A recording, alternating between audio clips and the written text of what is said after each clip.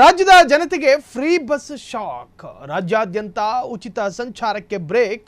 ಜಿಲ್ಲೆಯೊಳಗಿನ ಸಂಚಾರಕ್ಕೆ ಮಾತ್ರ free bus. ಕೊಟ್ಟ ಮಾತಿಗೆ ತಪ್ಪಿ ನಡೆದ ಸರ್ಕಾರ. ಫ್ರೀ ಬಸ್ ಇರಲ್ಲ ಎಂದ ಆ ಮಿನಿಸ್ಟರ್. ಇದು ಫ್ರೀಡಂ ಟಿವಿಯ ಮೆಗಾ ಎಕ್ಸ್ಕ್ಲೂಸಿವ್ ಆದಂತಹ ಸ್ಟೋರಿ. ಉಚಿತ ಶಕ್ತಿ ಯೋಜನೆಯ ಹೆಸರಿನಲ್ಲಿ ಮಹಿಳೆಯರಿಗೆ ಉಚಿತ ಫ್ರೀ ಬಸ್ ಅಂತ ಕೊಟ್ಟಿತ್ತು. ಆದರೆ ಈಗ ಕೊಟ್ಟ ಸರ್ಕಾರವೇ ಹಿಂತೆಗೆದುಕೊಂಡಿದೆ. ಹಾಗಾದ್ರೆ ಅದಕ್ಕಿರೋ ಕಾರಣಗಳೇನು? ಇನ್ನು ಮುಂದೆ ಆಧಾರ್ ಕಾರ್ಡ್ ತೋರಿಸಿ ಮನ ಬಂದ ಜಾಗಕ್ಕೆ ಹೋಗಕ್ಕಾಗೋದಿಲ್ವಾ? ಹಾಗಾದ್ರೆ ಆ ಮಿನಿಸ್ಟರ್ ಹೇಳಿದಂತ ಹೇಳಿಕೆ ಏನು? ಇದು ನಿಮ್ಮ ಫ್ರೀಡಂ ಟಿವಿಯ ಮೆಗಾ ಎಕ್ಸ್ಕ್ಲೂಸಿವ್ ಆದಂತಹ ಸ್ಟೋರಿ. ಹಾಗಾದ್ರೆ ಫ್ರೀ ಬಸ್ ಇನ್ನು ರದ್ದಾಗುತ್ತಾ? ಫ್ರೀ ಬಸ್ ಯಾರಿಗೆಲ್ಲ ಸಿಗುತ್ತೆ, ಅದರ ಫಲ ಮತ್ತು ಯಾರಿಗೆ ಸಿಗೋದಿಲ್ಲ? ಇನ್ನು ಮುಂದೆ ಉಚಿತವಾಗಿ ಕೂತು ಪ್ರಯಾಣ ಮಾಡೋದಕ್ಕಾಗೋದಿಲ್ವಾ? ರಾಜ್ಯಾದ್ಯಂತ ಉಚಿತ ಸಂಚಾರಕ್ಕೆ ಬ್ರೇಕ್ ಬಿದ್ದಿದೆ. ಜಿಲ್ಲೆಯೊಳಗಿನ ಸಂಚಾರಕ್ಕೆ ಮಾತ್ರ ಫ್ರೀ ಬಸ್ಸು.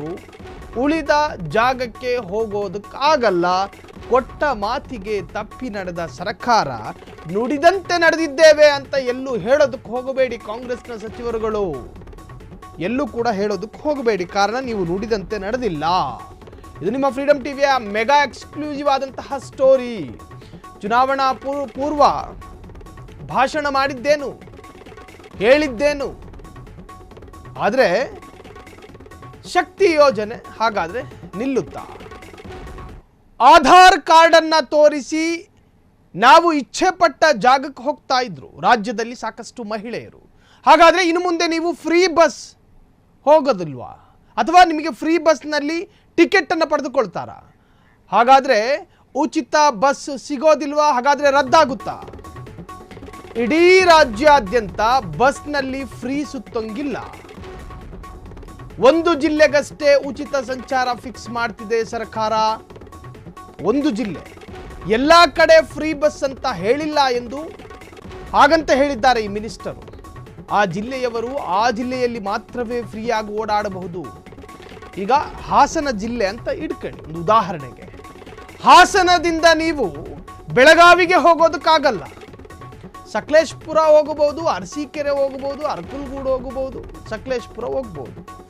ಅದು ಬಿಟ್ಟು ದಕ್ಷಿಣ ಕನ್ನಡ ಜಿಲ್ಲೆಗೆ ಆಗಲ್ಲ. ಸದನದಲ್ಲೇ ಮಿನಿಸ್ಟರ್ ಕೊಟ್ಟ ಮಾತಿನ ವಾರ್. ರಾಜ್ಯಾದ್ಯಂತ ಉಚಿತ ಬಸ್ ಸಂಚಾರ ಇರಲ್ಲ ಎಂದ ಮಿನಿಸ್ಟರ್. ಇದು ಫ್ರೀಡಂ ಟಿವಿಯ ಮೆಗಾ ಎಕ್ಸ್ಕ್ಲೂಸಿವ್ ಆದಂತಹ ಸ್ಟೋರಿ. ಹೇಳಿದ್ರಲ್ಲ ನೀವೇ ಚುನಾವಣಾ ಪೂರ್ವ ಇಡೀ ರಾಜ್ಯಾದ್ಯಂತ ಫ್ರೀ ಬಸ್ ಕೊಡ್ತೀವಿ. ಬೆಳಗಾವಿಯವರು ಧರ್ಮಸ್ಥಳ ಹೋಗಬಹುದು, ಧರ್ಮಸ್ಥಳದವರು ಕುಕ್ಕೆ ಸುಬ್ರಹ್ಮಣ್ಯ ಹೋಗಬಹುದು, ಎಲ್ಲಿಂದ ಬೇಕಾದ್ರೂ ಎಲ್ಲಿಗೆ ಬೇಕಾದ್ರೂ ಹೋಗಬಹುದು ಅಂತ ಗಂಟ್ಲರ್ಕೊಂಡು ಅರ್ಚಾಡ್ಕೊಂಡು ಮಾತನಾಡಿದ್ರಿ. ಈಗ ಉಚಿತ ಬಸ್ ಇಲ್ವಂತೆ, ಎಲ್ಲ ಕಡೆ ಫ್ರೀ ಬಸ್ ಅಂತ ನಾವು ಹೇಳಿಲ್ಲ ಅಂತ ಹೇಳ್ತಿದ್ದಾರೆ. ಆ ಜಿಲ್ಲೆಯವರು ಆ ಜಿಲ್ಲೆಯಲ್ಲಿ ಮಾತ್ರವೇ ಫ್ರೀಯಾಗಿ ಓಡಾಡಬಹುದು. ದಕ್ಷಿಣ ಕನ್ನಡ ಜಿಲ್ಲೆ ಅಂತ ಇಟ್ಕೊಳ್ಳಿ.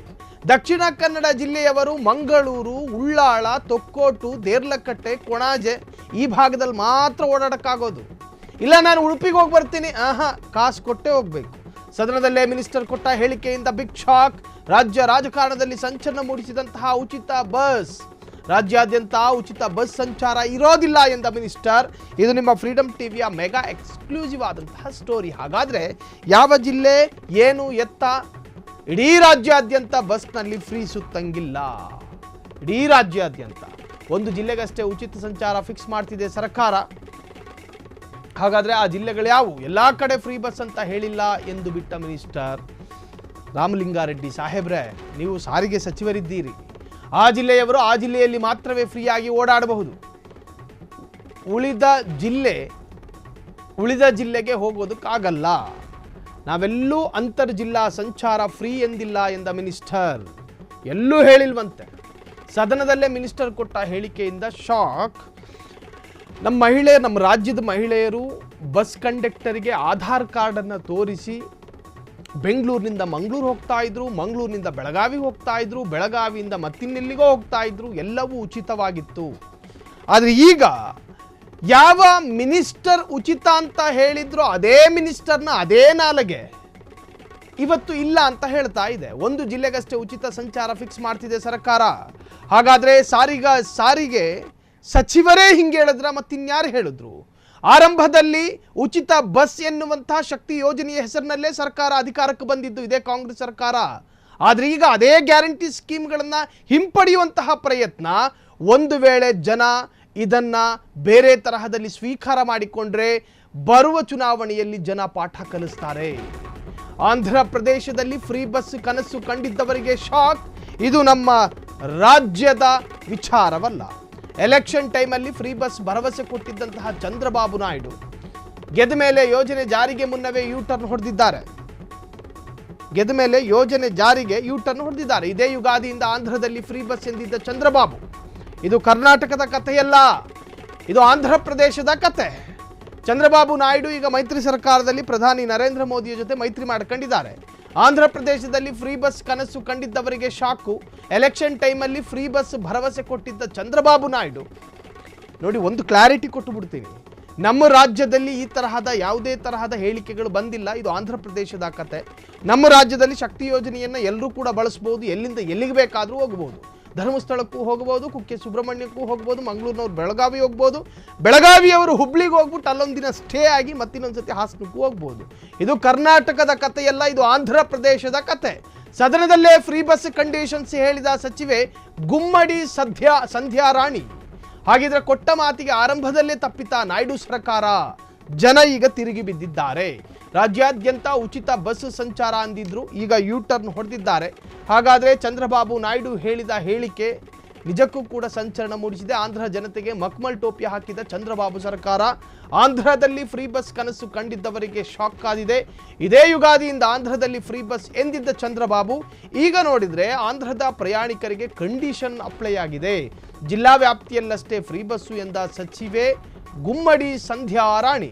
ಸದನದಲ್ಲೇ ಫ್ರೀ ಬಸ್ ಕಂಡೀಷನ್ಸ್ ಹೇಳಿದ ಸಚಿವೆ ಗುಮ್ಮಡಿ ಸಂಧ್ಯಾ ರಾಣಿ. ಹಾಗಿದ್ರೆ ಕೊಟ್ಟ ಮಾತಿಗೆ ಆರಂಭದಲ್ಲೇ ತಪ್ಪಿತ ನಾಯ್ಡು ಸರ್ಕಾರ? ರಾಜ್ಯಾದ್ಯಂತ ಉಚಿತ ಬಸ್ ಸಂಚಾರ ಅಂದಿದ್ರು, ಈಗ ಯೂ ಟರ್ನ್ ಹೊಡೆದಿದ್ದಾರೆ.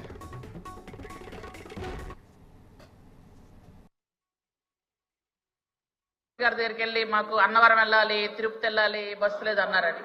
యాక్చువల్ గా అన్నవరం తిరుపతి బస్సులు ఇస్తామని చెప్పలేదు అధ్యక్ష.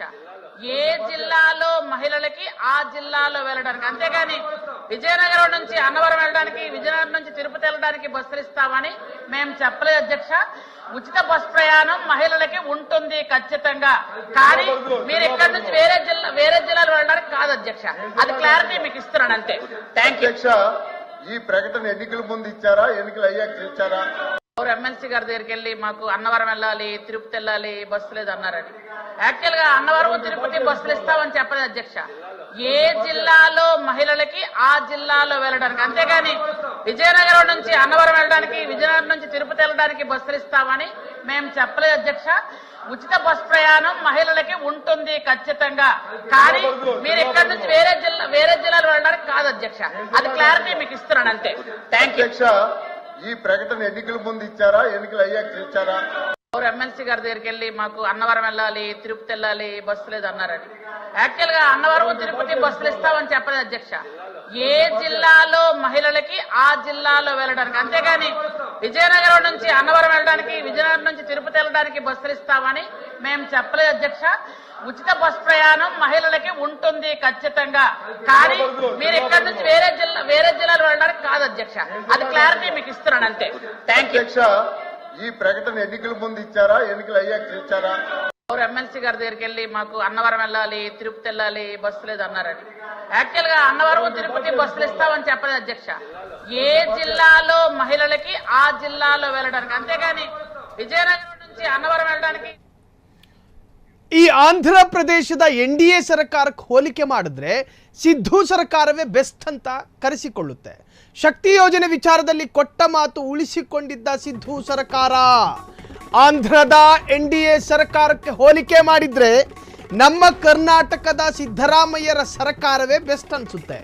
ಶಕ್ತಿ ಯೋಜನೆ ವಿಚಾರದಲ್ಲಿ ಕೊಟ್ಟ ಮಾತು ಉಳಿಸಿಕೊಂಡಿದೆ ಸರ್ಕಾರ.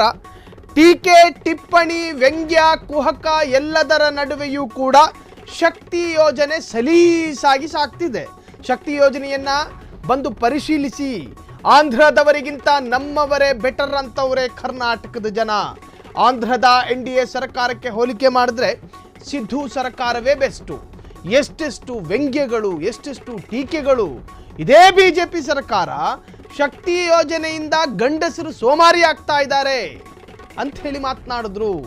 ಸಾಕಷ್ಟು ಟೀಕೆ ಟಿಪ್ಪಣಿಗಳು ಬಂತು. ಆದರೂ ಕೂಡ ಎಲ್ಲ ಟೀಕೆ ಟಿಪ್ಪಣಿ ವಾದ ವಿವಾದಗಳ ನಡುವೆಯೂ ಕೂಡ ಕರ್ನಾಟಕದ ಶಕ್ತಿ ಯೋಜನೆ ಮಾತ್ರ ಸುಸೂತ್ರವಾಗಿ ಸಾಗುತ್ತಿದೆ.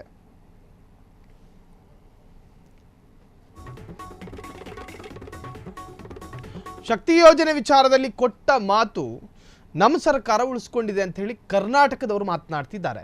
ಆಂಧ್ರ ಪ್ರದೇಶದ ಚಂದ್ರಬಾಬು ನಾಯ್ಡು ಸರ್ಕಾರಕ್ಕೆ ಹೋಲಿಕೆ ಮಾಡಿದ್ರೆ ಅಲ್ಲಿ ಹೇಳೋದೊಂದು ಮಾಡೋದೊಂದು. ಆದರೆ ನಮ್ಮ ರಾಮಲಿಂಗಾರೆಡ್ಡಿ ಏನು ಹೇಳಿದ್ರೋ ಅಥವಾ ನಮ್ಮ ಸರ್ಕಾರ ಏನು ಭರವಸೆ ಕೊಟ್ಟಿತ್ತೋ ಅದರಂತೆಯೇ ಈಗ ಮುನ್ನುಗ್ಗಿ ಸಾಗುತ್ತಿದೆ.